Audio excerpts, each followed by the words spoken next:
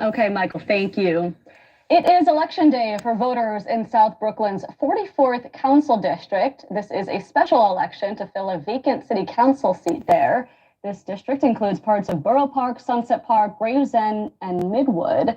Democratic State Senator Simcha Felder and Republican Ashley Tischler both vying for that seat. And political reporter Dan Rivy joining us now with more on the election. Dan, special elections especially really tough when it comes to voter turnout. Extremely low voter turnout, just 686 early voters. An election is expected to have a couple of thousand come out to the polls. That being said, this is an interesting special election for city council. It is in a district that is predominantly Orthodox Jewish. It's anchored around the Borough Park neighborhood. And this contest is officially nonpartisan and is open to all registered voters.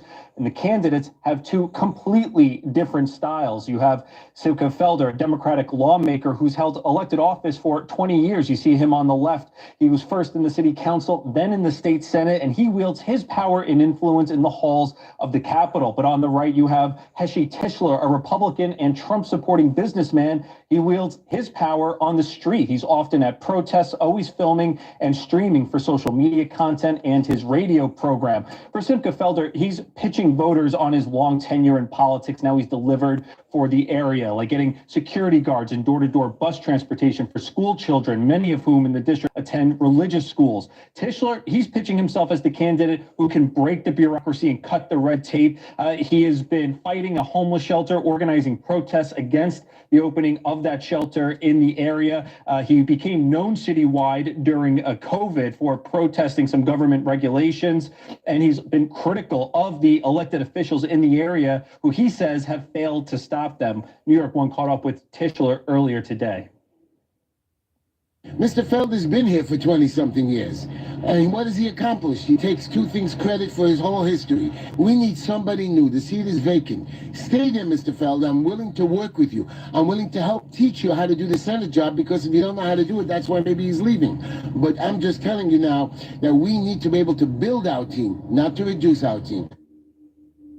And whoever wins this contest today will serve in the council for the end of the year, but both candidates are petitioning to be on the ballots for the regularly scheduled primary and general election this November. And it is the winner of that election in November. They will serve the full 4-year council term. Steph. And of course, every district, every neighborhood has the things that make it unique, right? I guess how have the candidates been campaigning for this special election, and what makes this district unique? So this is really tough because it is a shortened, campaign.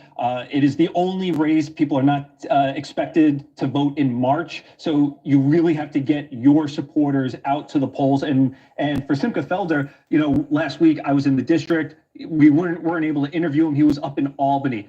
Ashley Tischler, we did speak to, and there hasn't been a lot of retail campaign. The way they're getting the word out is through mailers and newspaper ads. Simcha Felder, he's touting police endorsements, the Flatbush Jewish Community Coalition, who know Simcha Felder from his time in office. Tischler, his mailers are completely different. They have a picture of Simcha Felder wearing a COVID mask.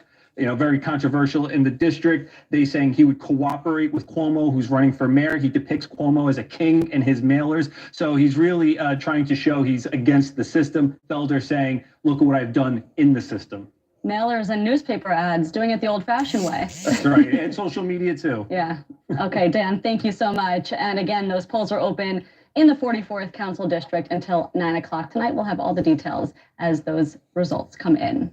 Meanwhile, after one of the country's biggest law firms caved to threats from the Trump administration, the White House put the wider legal profession on notice, which may now be creating a chilling effect that undermines the court system. Here's political reporter Bobby Kuza with all